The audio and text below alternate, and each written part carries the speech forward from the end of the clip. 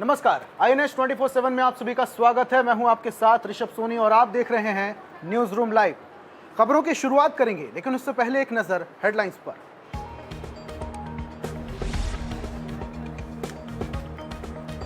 America के अखबार में दिल्ली सरकार की खबर, बीजेपी का सीएम केजरीवाल से सवाल।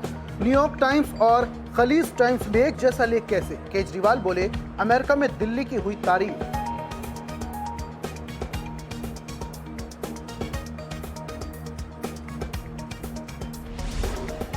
दिल्ली में शराब नीति घोटाले के आरोप में फंसे डिप्टी सीएम मनीष सिसोदिया।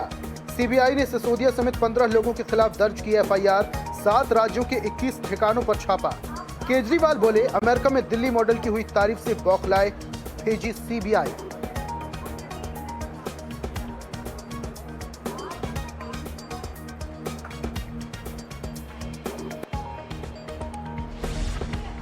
बिहार में नहीं थम रहा बवाल, विभागीय बैठक में तेज प्रताप के साथ नजर आए उनके जीजा।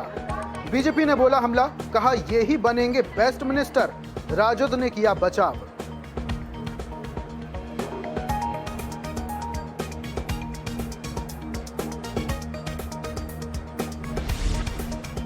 जम्मू कश्मीर में वोटर लिस्ट को लेकर घमासान, श्रीनगर में बाहरी लोगों को वोटर लिस्ट में शामिल करने के खिलाफ पीडीपी का प्रदर्शन। भाजपा पर साजिश का आरोप, मुख्य निर्वाचन अधिकारी ने गैर स्थानीय मतदाता के मताधिकार के प्रयोग का किया था ऐलान।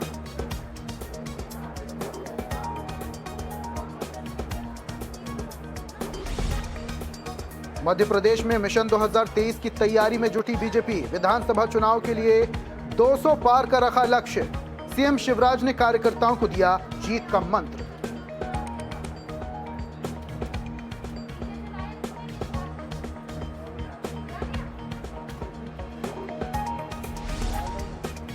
छत्तीसगढ़ में मौत के पहले जवान का आखिरी वीडियो, डीआरजी हेड कांस्टेबल ने कहा, सीएम से मिलता है मोटिवेशन।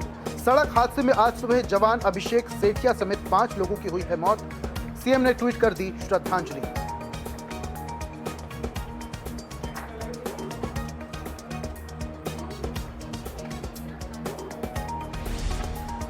और देश भर में श्री कृष्ण जन्माष्टमी की धूम, मथुरा में जुटे देश भर से श्रद्धालु। राष्ट्रपति, प्रधानमंत्री समेत दिग्गज नेताओं ने दी शुभकामनाएं। मध्य प्रदेश, छत्तीसगढ़ के कृष्ण मंदिरों पर लगा लोगों का तांता।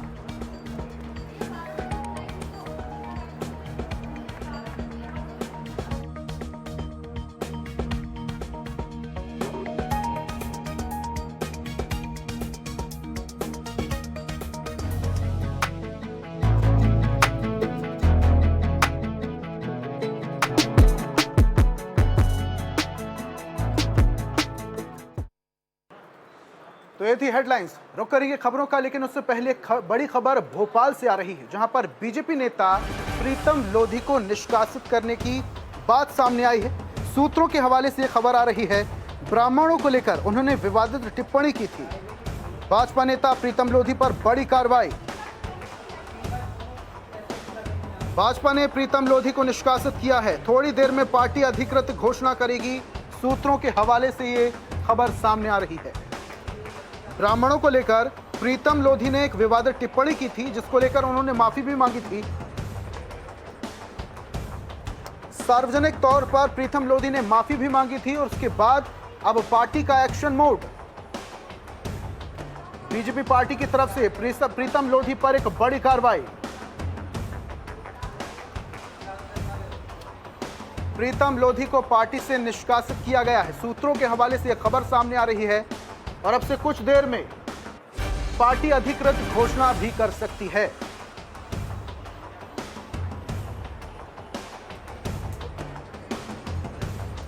और इस पर ज्यादा जानकारी के लिए भोपाल से हमारे विशेष संवाददाता अनुराग मालवीय जुड़ चुके हैं। अनुराग, ब्राह्मणों को लेकर जो विवादित टिप्पणी प्रीतम लोधी ने की थी, अब वो उनकी गले की फांस बन चुकी है। यह भी जानकारी आ रही है कि कुछ देर में पार्टी अधिकृत घोषणा कर देगी कि उन्हें निष्कासित कर दिया गया है। क्या है पूरी जानकारी? देखिए, बिल्कुल निश्चित रूप से जो खबर है उसके अनुसार अगले 5 से 7 मिनट में जो है एक बड़ी घोषणा पार्टी की तरफ से करने जा रही है। भगवान दास सबनानी जो उनकी एक प्रेस कॉन्फ्रेंस है और उसमें ये घोषणा हो जाएगी कि जो प्रीतम लोधी हैं उनको पार्टी निष्कासित कर रही है। 6 साल के लिए निष्कासन होने जा रहा है और उसमें जो दूसरी बड़ी खबर ये है कि इस मसले पर आज भारतीय जनता पार्टी के प्रदेश अध्यक्ष से भी प्रीतम लोधी मिले थे और उसके बाद मुख्यमंत्री से माफी मांगते भी नजर आए थे। लेकिन फाइनली भारतीय जनता पार्टी ने ये निर्णय ले लिया है और ये तय कर दिया गया कि प्रीतम लोधी अब पार्टी से निष्कासित किए जाएंगे और जिस तरह की टिप्पणी थी उससे निश्चित रूप से भारतीय जनता पार्टी को एक बड़ा नुकसान होता। पूरे ब्राह्मण वोट बैंक ने और जिस तरह से अखिल भारतीय ब्राह्मण समाज ने भी जिस तरह से इस पूरे मसले पर विरोध जताया था, ये पार्टी के लिए बड़ी परेशानी का सबब होता। इसलिए फाइनली जो है भारतीय जनता पार्टी ने एक बड़ा निर्णय ले लिया है और अब पार्टी ने प्रीतम लोधी का निष्कासन कर दिया है। जी बिल्कुल अनुराग, एक बड़ा निर्णय बीजेपी पार्टी की तरफ से और 2023 में जो विधानसभा चुनाव होने वाले हैं उसको लेकर बीजेपी पूरी तरीके से चुनावी मोड में और कोई भी गलती नहीं करना चाहती। तो क्या बाकी के जो नेता हैं, जो बड़े अधिकारी हैं बीजेपी पार्टी के, उनके लिए भी एक सबक है कि तोल मोल के बोलना अब जनता के बीच में? बिल्कुल निश्चित रूप से ऋषभ, अगर हम बात करें तो ये एक बड़ा सबक तो है ही, क्योंकि जिस तरह की परिस्थितियां भारतीय जनता पार्टी में बन रही है, हम केपी त्रिपाठी का मामला देख लें, प्रीतम लोधी का मामला देख लें या उसके पहले हम बात करें तो कई सारे ऐसे मसले हो चुके हैं पिछले 6 महीनों में जो भारतीय जनता पार्टी में सामान्यतः नहीं होते थे। पार्टी को अनुशासन की पार्टी माना जाता था, एक अनुशासन के लिए जाना जाता था, एक कैडर बेस्ड पार्टी कहा जाता था, लेकिन ये परंपरा बदली है खास तौर पे सिंधिया समर्थकों के आने के बाद में और धीरे धीरे से फिर पार्टी के अपने ही कार्यकर्ता, जो पुराने कार्यकर्ता है, उनकी भाषाएं भी बदली। प्रीतम लोधी के संदर्भ में बात की तो कई सारे पहले से ही उनके ऊपर मामले दर्ज हैं, हालांकि वो उमा भारती के करीबी माने जाते थे, इसलिए ये संभावना भी जताई जा रही थी कि वो बच सकते हैं, लेकिन अंततः पार्टी ने निर्णय ले लिया है और उनको जो है भारतीय जनता पार्टी ने सदस्यता से निष्कासित कर दिया है। ऋषभ, ठीक है अनुराग, बहुत बहुत शुक्रिया हमारे साथ जुड़ने के लिए, तमाम जानकारियों के लिए। तो प्रीतम लोधी को पार्टी से निष्कासित कर दिया गया है, सूत्रों के हवाले से खबर सामने आ रही है और अब से कुछ देर में बीजेपी पार्टी आधिकारिक पुष्टि भी कर देगी और ये कहीं ना कहीं तमाम उन पदाधिकारियों और जिम्मेदार नेता मंत्रियों के लिए एक सबक भी है कि अब जनता के बीच में तोल मोल कर बोलना है। कोई भी विवादित टिप्पणी आने वाले 2023 के विधानसभा चुनाव में असरदार बन सकती है, इसका खास ख्याल तमाम पार्टी के दिग्गजों को रखना होगा। लोधी जी हैं, उनसे हम बात करते हैं जो कि किस तरह की स्थितियां हैं, क्योंकि ब्राह्मणों को लेकर एक टिप्पणी पर काफी विवाद हुआ, उसके बाद में उनको भाजपा दफ्तर तलब किया गया। आप भारतीय जनता पार्टी कार्यालय पहुंचे हैं, क्या प्रदेश अध्यक्ष से आपकी बात हुई है? प्रदेश अध्यक्ष जी से मैंने जवाब दिया है और जो जवाब मेरे हाथ में है और मेरे को नोटिस मिला था उसका जवाब दिया है मैंने। क्या जवाब में क्या आपने कहा और क्यों इस तरह की टिप्पणी हुई, क्यों आखिर? उन टिप्पणियों को काट के टोल मड़ोड़ के उन टिप्पणियों को बनाया गया है, क्योंकि चुनाव नज़दीक है, कांग्रेस को अपनी धरती खिसकती नजर आ रही है, ताकि पिछोर कई सालों से कांग्रेस के खाते में जाती है, अब की बार उसको खिसकती नजर आ रही है। इस कारण ब्राह्मण समाज के बारे में जो मेरी बोली गई अलग अलग बातें टुकड़ों में जोड़कर दिखाई हैं कांग्रेस ने, यह मैं स्वीकार करता हूं, किंतु मैंने जो बातें बोली हैं, अगर मैंने बोली है, अगर कोई गलत चीज़ निकल गई है उसको मैं स्वीकार करता हूँ। उमा भारती जी से भी आपकी बात हुई है? जी, मेरी उमा भारती जी से बात हुई है। उमा भारती ने मुझे समझा के भेजा है कि जाइए, और ब्राह्मण समाज सर्वोच्च समाज है पूरे देश की, और पूरे देश की क्या हमारे देवता भी ब्राह्मण समाज को पूजते थे, तो आप लोगों को भी ब्राह्मण समाज से जाके क्षमा याचना मांगनी है और ब्राह्मण समाज से माफ़ी मांगनी है। स्पष्टीकरण में आपने क्या कहा, क्या लिखा है जो वीडी शर्मा जी को दिया आपने? मैंने दिया इसमें आज मीडिया के ब्राह्मण समाज के बारे में जो मेरी बातें अलग अलग टुकड़ों में जोड़कर दिखाई हैं, यह बातें बोली हैं, मैं स्वीकार करता हूं, किंतु मैं ब्राह्मण समाज एवं सभी समाजों का आदर करता हूं, किंतु मुझसे अनावश्यक यह भूल हो गई तथा मेरी विरोधी पक्ष के मेरे बयानों के टुकड़े टुकड़े जोड़कर बना दिया है, उससे ब्राह्मण समाज को निश्चित रूप से ठेस लगी होगी। आपको लगता है इससे पार्टी को भी नुकसान होगा?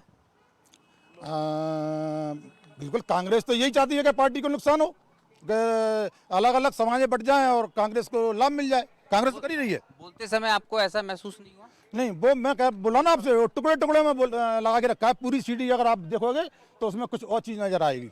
मतलब आपने ये नहीं बोला था, आप ये कहना चाहते हैं, आपका उद्देश्य नहीं, जो मैंने बोला है उसके लिए मैं माफी मांग रहा हूँ, उसके लिए मैं क्षमा मांग रहा हूँ पूरे देश के ब्राह्मण समाज से। देश के ब्राह्मण समाज से क्षमा मांगते हुए प्रीतम लोधी नजर आए हैं। यहाँ पर तलब किया गया था भाजपा प्रदेश अध्यक्ष वीडी शर्मा के द्वारा, और उनके तलब करने के बाद में ये सुर एकदम बदल गए। और इस वक्त की बड़ी खबर भोपाल से आ रही है, जहां पर INS 24/7 की खबर का एक बार फिर से असर हुआ है। शिक्षा विभाग में अपनी गलती सुधारी है। डॉक्टर राधाकृष्ण को बताया था देश का पहला राष्ट्रपति, अब नए निर्देश में सर्वप्रथम राष्ट्रपति शब्द हटा दिया गया। एक अच्छी बात, शिक्षा विभाग द्वारा अपनी गलती सुधारी गई है और अपनी गलती को माना भी गया है और उस गलती पर तुरंत एक्शन लेकर उस गलती को सुधार लिया गया है शिक्षा विभाग द्वारा। लेकिन इसकी पहल INS 24/7 ने की थी, जिसकी खबर का असर हुआ। डॉक्टर राधाकृष्ण को देश का पहला राष्ट्रपति बताया था और अब यह गलती सुधार ली गई है शिक्षा विभाग द्वारा। नए निर्देश में सर्वप्रथम राष्ट्रपति शब्द हटा दिया गया है। भोपाल से इस वक्त की बड़ी खबर, INS 24/7 की खबर का एक बार फिर से असर।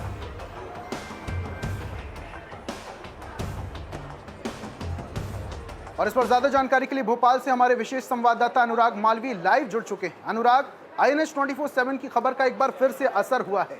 ये पहल की INS 24/7 ने और शिक्षा विभाग ने अपनी गलती भी मानी और उस गलती को तुरंत सुधारा भी, ये भी एक अच्छी बात है। देखिए, बिल्कुल सबसे पहले सुबह हमने खबर बताई थी और हमने बताया था कि किस तरह का ये आदेश है। दरअसल ये आदेश था शिक्षक दिवस मनाने के लिए और इस आदेश में ये जिक्र किया गया कि भारत के पहले राष्ट्रपति डॉक्टर सर्वपल्ली राधाकृष्णन के स्मृति में शिक्षक दिवस मनाया जाएगा और उसका प्रारूप बताया गया। लेकिन आश्चर्य की बात ये थी कि वो शिक्षा विभाग जो पहले राष्ट्रपति से लेकर अब तक के राष्ट्रपति के संदर्भ में पाठ पढ़ाता है बच्चों को, वो ये भूल गया कि प्रथम राष्ट्रपति डॉक्टर राजेंद्र प्रसाद थे। और उसके बाद हमने इस पूरी खबर को लगातार दिखाया था और अब शिक्षा विभाग ने अपनी गलती सुधार ली है। अब डॉक्टर सर्वपल्ली राधाकृष्णन के सामने से प्रथम राष्ट्रपति शब्द हटाकर नया आदेश जारी किया गया है, नया निर्देश जारी किया गया है। तो निश्चित रूप से भूल सुधार कर ली है और ये बहुत महत्वपूर्ण था कि जिस तरह की ये गलती हुई थी वो शिक्षा विभाग के द्वारा कहीं न कहीं ये शिक्षा विभाग को सवालों के घेरे में जरूर खड़ा करती है। लेकिन बेहतर बात यह है कि खबर के बाद दिखाने के बाद में अब ये गलती सुधार ली गई है और प्रथम राष्ट्रपति शब्द। एक जानकारी आपसे और लेना चाहेंगे, शिक्षा विभाग द्वारा ये जो गलती हुई है, क्या ये टेक्निकल फॉल्ट था या फिर जानकारी की कमी थी, नॉलेज की कमी थी? क्योंकि महत्वपूर्ण यही करता है, अगर टेक्निकल फॉल्ट है तो फिर भी कंसीडर किया जा सकता है, लेकिन अगर जानकारी नहीं है शिक्षा विभाग के आला अधिकारियों को तो ये शर्म की बात भी है।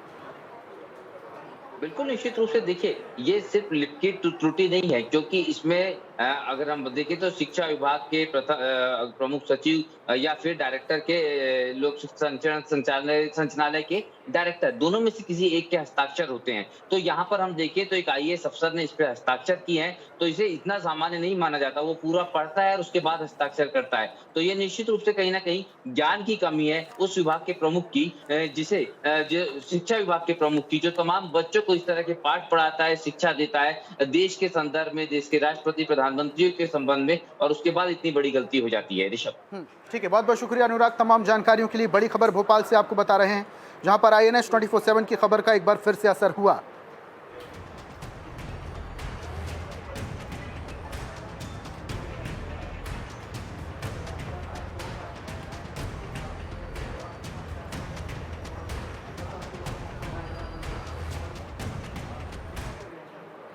और छत्तीसगढ़ बीजेपी में अब बदलाव की जो कहानी शुरू हुई है वो एक पहेली बनी हुई है। हालांकि इस बदलाव को 2023 के चुनाव से जोड़कर देखा जा रहा है। क्या है पूरी बात, देखिए इस रिपोर्ट में।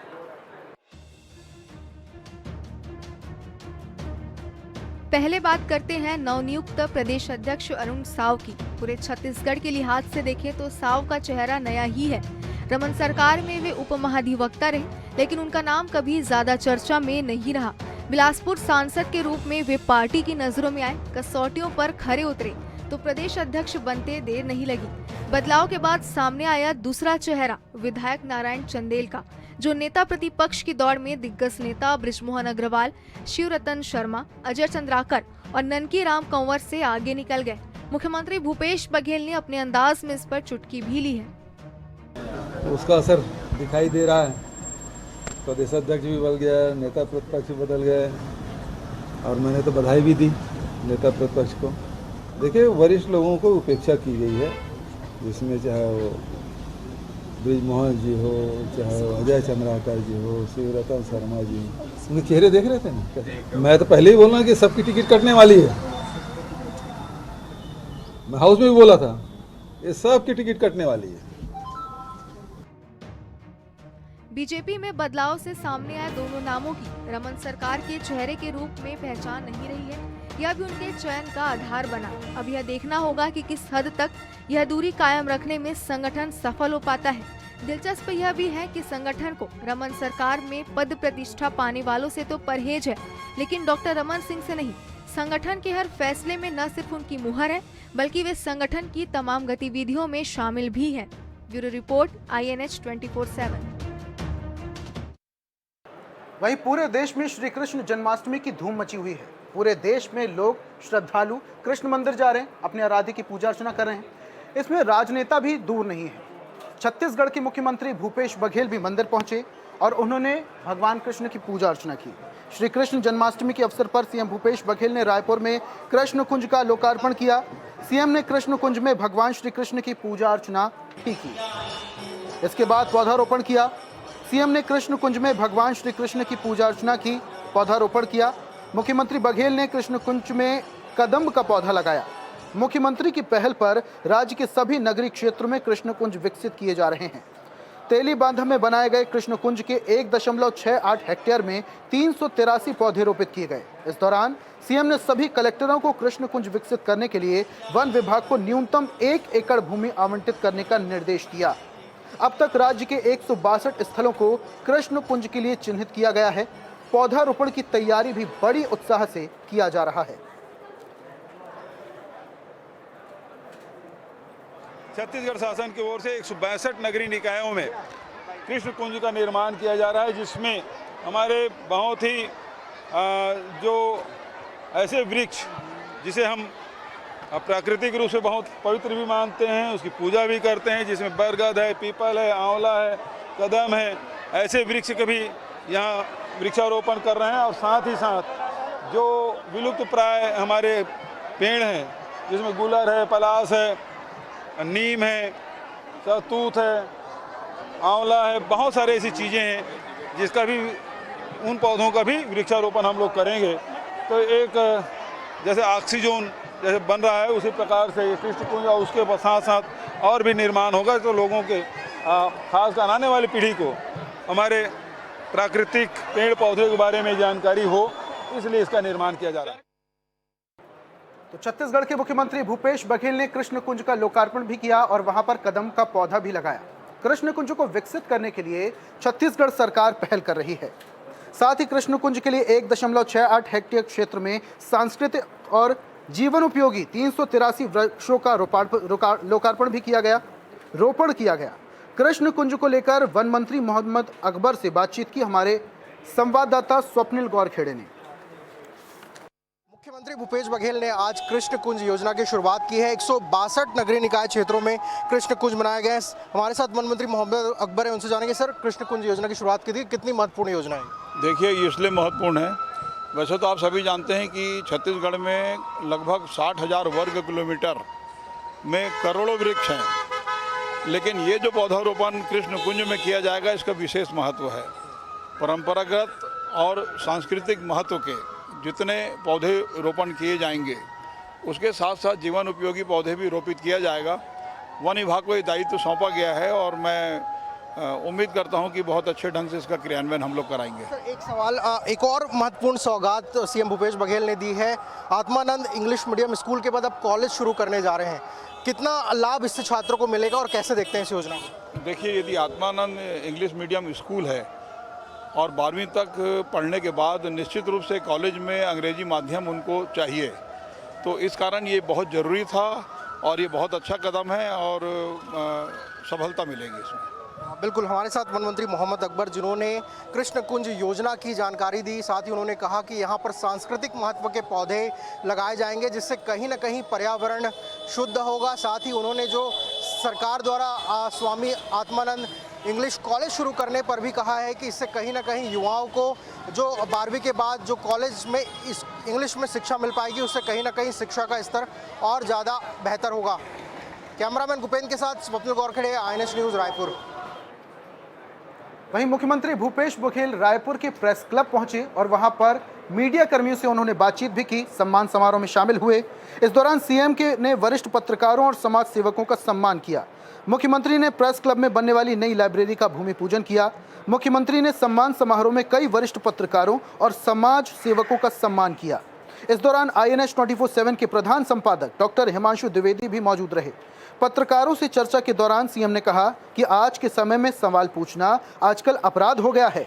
सवाल जवाब से ही वेद उपनिषद का निर्माण हुआ। इन्हीं सवालों के परंपरा से हम इन ऊंचाइयों पर पहुंचे हैं। सीएम ने कहा कि जब तक सवाल पूछे जाएंगे, देश के विकास को कोई नहीं रोक सकता। इसके अलावा सीएम ने सर्व सुविधा युक्त प्रेस क्लब भवन का निर्माण कराए जाने पर अपनी सहमति दी।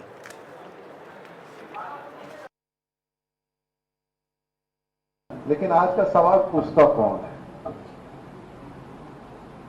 सवाल पूछना आज अपराध हो गया है।